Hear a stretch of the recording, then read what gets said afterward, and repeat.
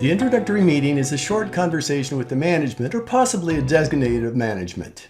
It's someone in the customer organization that will determine if additional time will be spent with us. Regardless of the source of this conversation, whether it's a referral, generated lead from the website, paid search, or a cold email, we want to have this introductory meeting.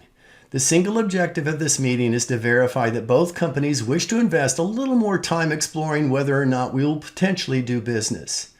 The objectives of the introductory meeting: establish the credibility of our company to invest more time.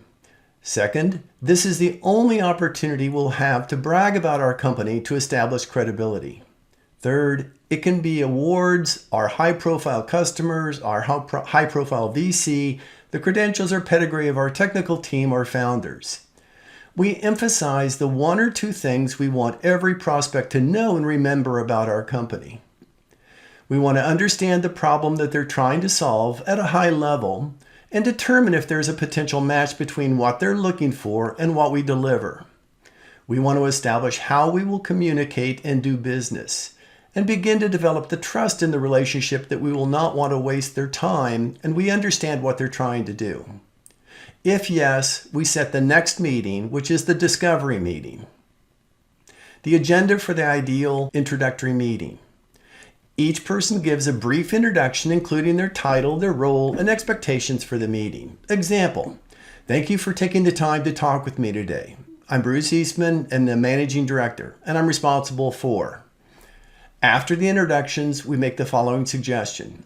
Do you mind if I give a 2-minute overview of my company and what we do? It may help to set the context for our discussion.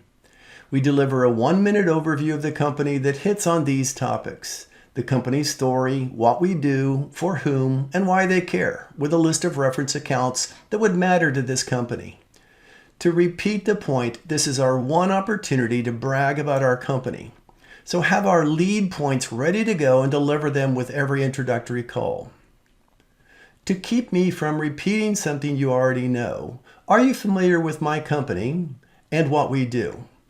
Given what we have just presented, verbally only, no slide needed, we ask, do you mind or can we talk about what your group does and how our product and services may be of benefit or assistance?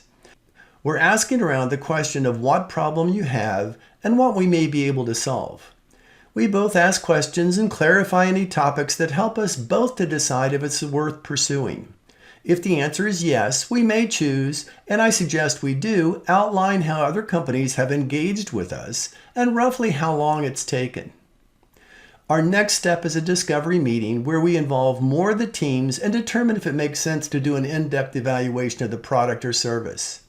If yes, then we do a deep dive technical meeting to flesh out what's required to complete a meaningful evaluation and success criteria. We implement the evaluation as defined, we review the results, and then we determine the next steps. Here we're seeking approval and buy-in to the overall engagement process from management and setting expectations on what they need to do before we get started. We're establishing transparency and trust. The checklist for the introductory meeting. At a high level, do we have a vision match with management? And does it appear that we may solve a problem that they wish solved? Our next step is the discovery meeting.